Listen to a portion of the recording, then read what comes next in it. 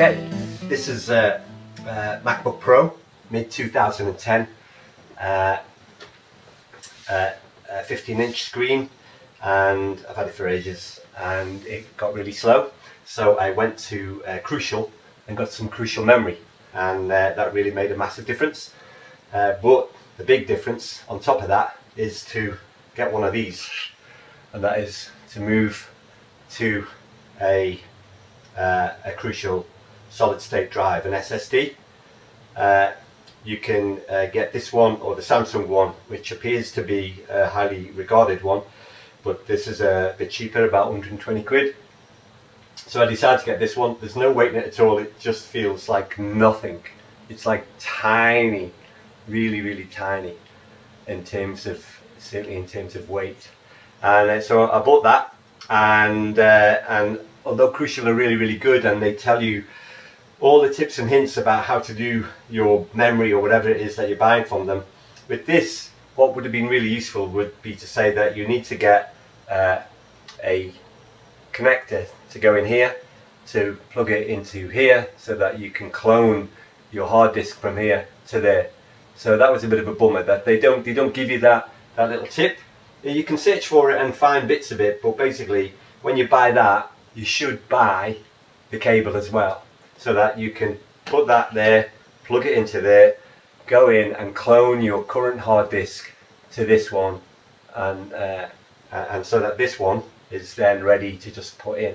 So I've done that. I've actually cloned this. I borrowed a cable off a mate, plugged it into the USB port, and Bob's your uncle.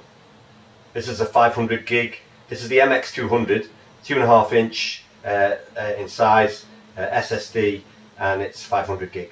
So it's a 500 gig that I have in here, but obviously this is a speed I'm after, really, not more size.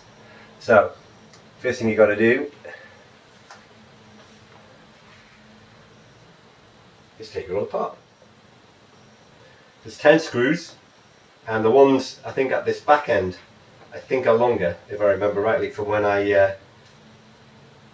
did the memory.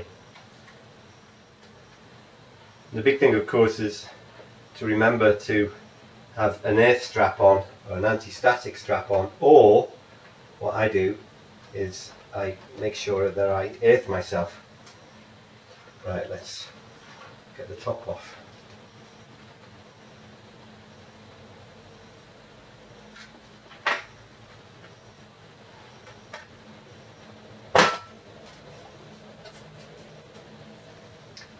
There you go, that's off.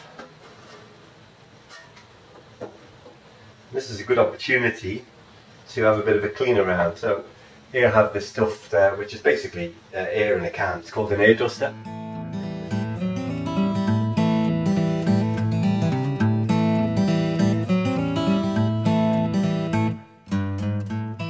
Here's the hard disk. Here's the memory. There's two slots, one underneath the other, and I've changed them, and that's worked really well.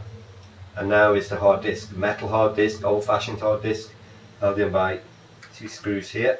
So let's undo them.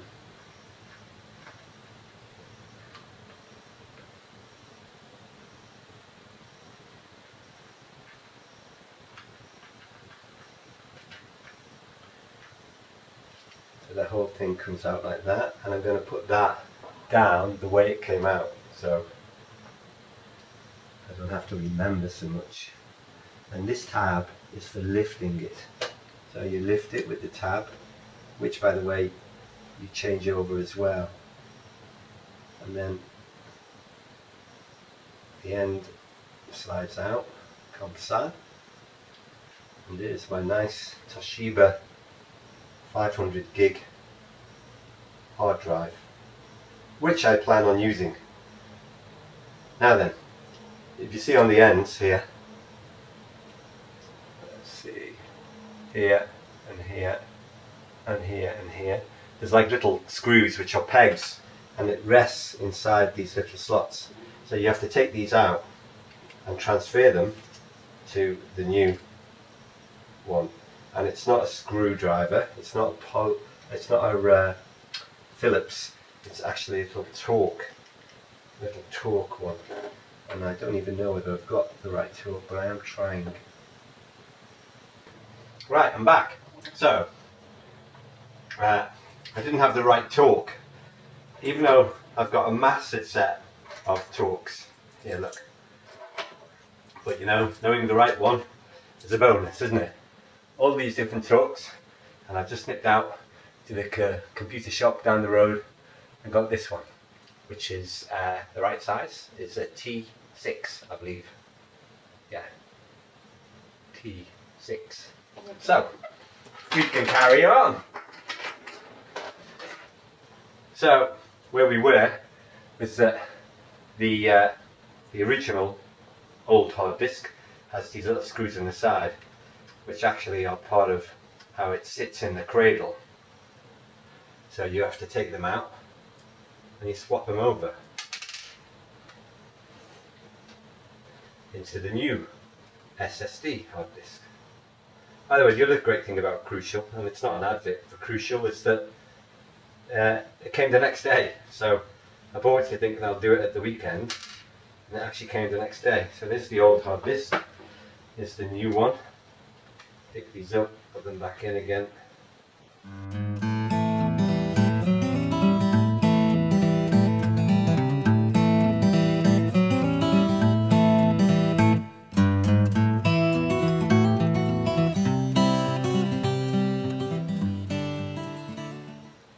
Plug in the ribbon drive, and before we put it into the little holder, what they reckon you do is you take this off the old one and put it on the new one. Just a little tab to help you pull it out of its slot when required. And then that goes in them holes in the cradle. And that's it in. One new hard disk in. While I'm in there, just having a little look around. CD-ROM drive. What you can do is you can actually take this out and put a blank one of these in and put your new hard disk in there. So, or put that one in there. So you can have two hard disks. I mean, I'd still put another SSD in really. This could be used now in a little cradle as a backup disk. So once I'm happy with everything is working, I can wipe this, because currently it is a backup disk, it's a copy of course. And by the way, I made the copy with Super Duper.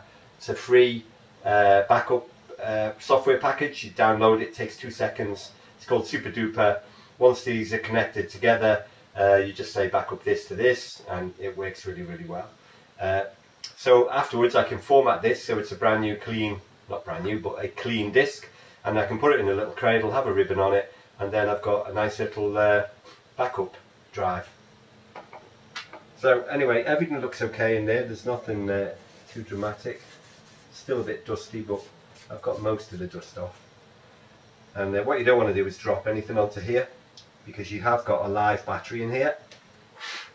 And it's hard to know whether anything would go wrong, but you wouldn't want anything metal to land on any of this stuff. Right. That's all good. I'm going to give this a little bit of a clean.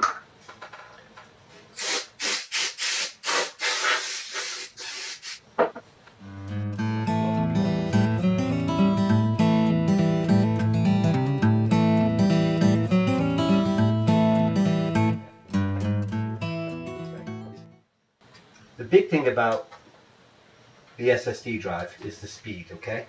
So a nice little test there is when you turn your computer on with the old drive in, you time how quick it boots up. Well, mine boots up in 1 minute 32 seconds. Yeah, it's quite a long time, isn't it?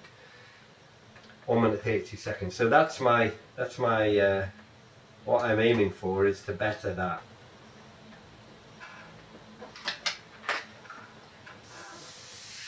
Everything looks good. Turn it over.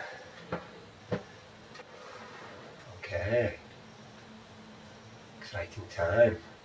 Now, I'm going to do this very professionally by using my iPhone, and I'm going to put the timer on it, because that's how I timed the old disc. So clock, 1 minute 32 seconds, well 1 minute 32.5 seconds it was. So we're gonna see how much better it is, if indeed it works. So reset, and then nearly on a minute, and I think we're just going to make it now, and 55 seconds, well underneath a minute, and we're already getting messages through underneath a minute. So let's Final Cut Pro up. Sorry if I'm boring you now. Final Cut Pro, that's looking pretty quick. Wow. Now Final Cut Pro normally takes an age to start, so that is awesome. Whew, I'm excited. I've got a fast computer again.